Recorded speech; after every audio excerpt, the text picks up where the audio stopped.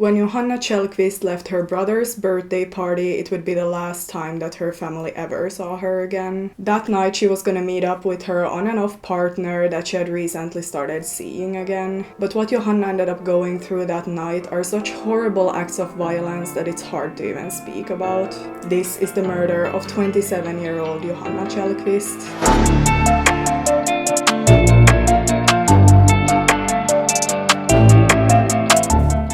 Hello everyone and welcome to my channel. My name is Elin and on this channel I cover true crime cases that have occurred in the Nordic countries. I'm sorry for not being active on this channel for a while. I took an unannounced break due to a lot of different reasons. There's just been a lot going on in my life with a lot of big changes. But I'm not gonna talk more about that now because I feel like it's just super boring to listen to. So anyway, I'm back now and I have a lot of interesting cases that just need more coverage. This case actually happened in 2021, so it's a pretty recent case, and when I read an article about it online, I just knew that I had to cover it. With all that out of the way, let's jump straight into the case that happened in Sweden. Johanna Kjellkvist was a 27-year-old woman who was born in Sweden, where she grew up with her parents and her 3 years younger brother, even though he has stated that he always felt more like the big brother. Now, Johanna had a lot of struggles throughout her life. In her teen years, she started using drugs, and it started out with cannabis, but eventually led to harder drugs. Around 2009 to 2010, she had a boyfriend, and after they broke up, she soon met a new guy and moved on, but in 2011, the first boyfriend died of some kind of overdose. This was very hard for her, and after this event she started dating bad guys and got into bad relationships where she did not see her own value and was sometimes abused. But I think it's important to see her for the person that she was and not just for the bad choices that she made in her life. Johanna loved to paint ever since she was a child and dreamed of one day being able to exhibit her paintings in a gallery for an audience. She was always on the run and always went her own way. Her brother has stated that if you told her to go to the left, she would go to the right. Johanna was at the time of this case studying to become an assistant nurse, and she was just about to finish her studies. She had been struggling with mental problems throughout her life, but she had finally turned her life to the better and she was looking forward to helping others. Her family describes her as an angel, like a ray of sunshine that could light up the whole room. She was kind and caring and always believed the best in people, maybe a little bit too much sometimes. And we all know what kind of people are drawn to these kind of selfless people. Well, of course, the abusers and users, so unfortunately she was often used by people in her surrounding.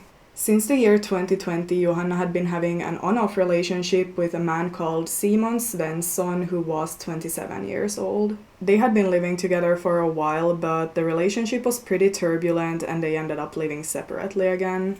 Johanna's family described not knowing Simon well, as it was hard to get to know him on a deeper level, but he did also use drugs. Her family kind of felt like something was off as he was very closed and introverted, but on the couple's social media pages they seemed very in love with each other. They had many pictures together and they were not scared to show their love publicly. It was overall hard to find information about Simon on the internet, but he did have a previous criminal record, even though I don't have any detailed information about this. Only weeks before the events of this case, Simon and Johanna had decided to try again, and her family has stated that she was very in love with him. Johanna's family's last memory of Johanna was from her brother Peter's 25th birthday party in September of 2021. Johanna arrived at the party along with her parents, and they were eating and drinking and overall having a good time. That day at the party, Johanna's brother noticed that Johanna was stressed out and she told him that she could not stay at the party for long. This was because after the party she was going to hang out with her ex-boyfriend Simon, who she had recently started seeing again, as I said. Johanna's brother remembers getting a bit disappointed since it was his birthday after all, and he asked her if she could not stay a little bit longer. But Johanna had already made up her mind, so she put her headphones in her ears and rushed to the bus stop that would take her home to her apartment. This was the last time that Peter would ever see his sister, and unfortunately this was also the night that Johanna ended up murdered on her own bathroom floor. Around 9 in the evening, Johanna called up Simon and asked him to come over, and he soon arrived there. The next day, Peter's phone rang and it was the psychiatry in the city asking him to come in.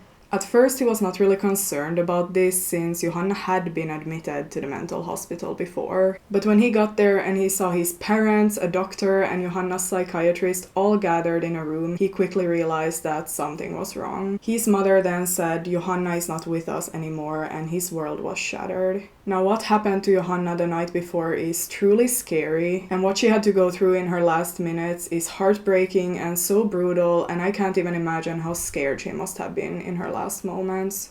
Straight away when Simon got to Johanna's apartment that evening, Johanna started preparing some kind of drug that they then used together before going into the shower.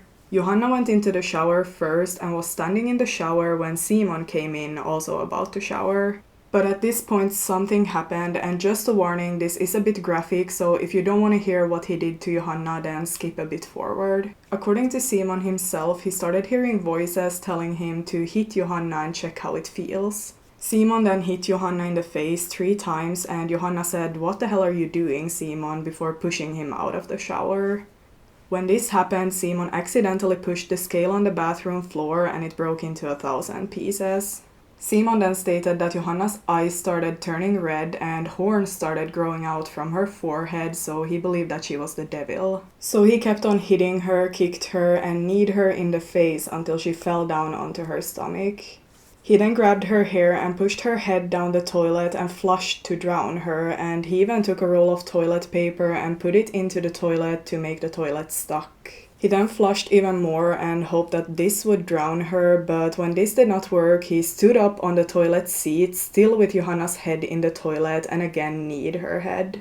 He was jumping and using so much power that the toilet eventually tipped over, so because he was not able to drown her in the toilet anymore, he instead grabbed a bucket and filled it with water before pushing her head inside that instead. At this point, Johanna was almost completely unconscious, but she was still alive and she tried fighting back. Simon then went into the kitchen, grabbed a knife and started stabbing her in the throat until she did not respond anymore. According to the medical examination, Johanna had fractures in her skull and neck. It also revealed 14 stab wounds to her throat, and 2 of these were so deep and severe that she ended up bleeding out. The attack had been going on for a very long time, and it's actually estimated that it was going on for 45 minutes, which is unimaginable, honestly. The police force in Skåne actually described the attack as the worst act of violence that they had ever come across, so that's pretty telling that the crime scene must have been brutal. After the incident, Simon probably grabbed Johanna's phone as it has never been found and took off with the knife. But because the toilet had tipped, water started pouring out into the whole apartment and apartment building. So the people living in the apartment under Johanna's called the property manager and he came to check the situation.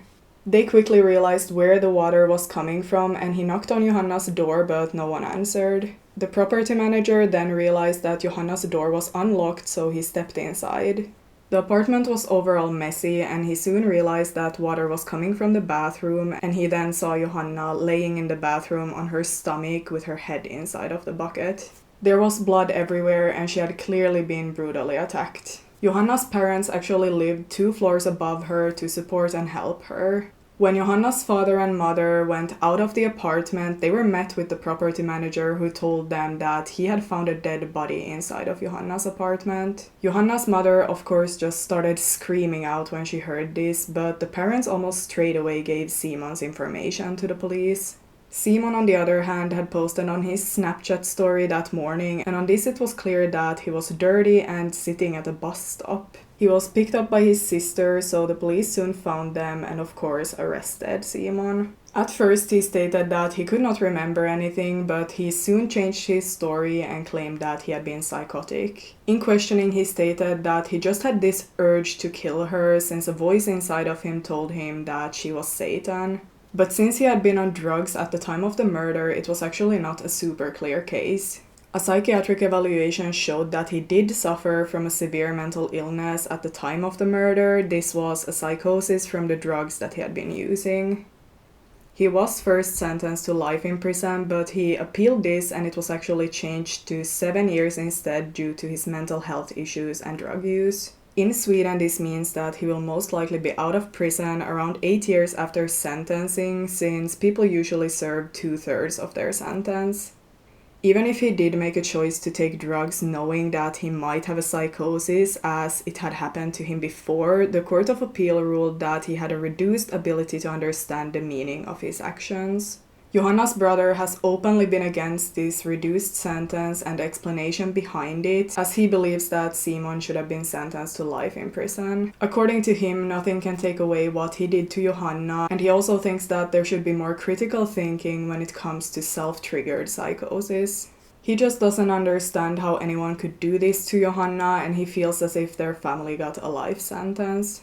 And I think the scariest part of this attack for me is that it seems like it was completely unprovoked. I mean, from Simon's description, they had not been fighting or anything before the attack, and he just suddenly felt this urge to kill her. But anyway, Johanna's family are of course devastated, but they did turn Johanna's death into something good, and I'm always so happy to hear that a family starts fighting for a purpose after something like this. They have been heavily engaged in the subject men's violence towards women, and this last Easter they ended up exhibiting Johanna's paintings that they had found after her death to spread awareness about men's violence towards women.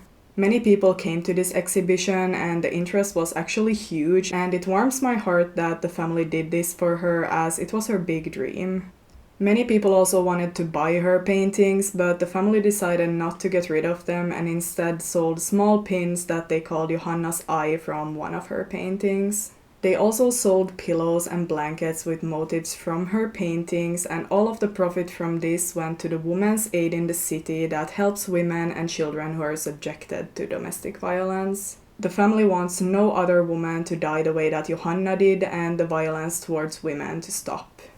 Johanna's brother has been writing a lot to process his sorrow, and one text was published to a Swedish news site, and I thought I would just quote the translated version instead of telling it with my own words.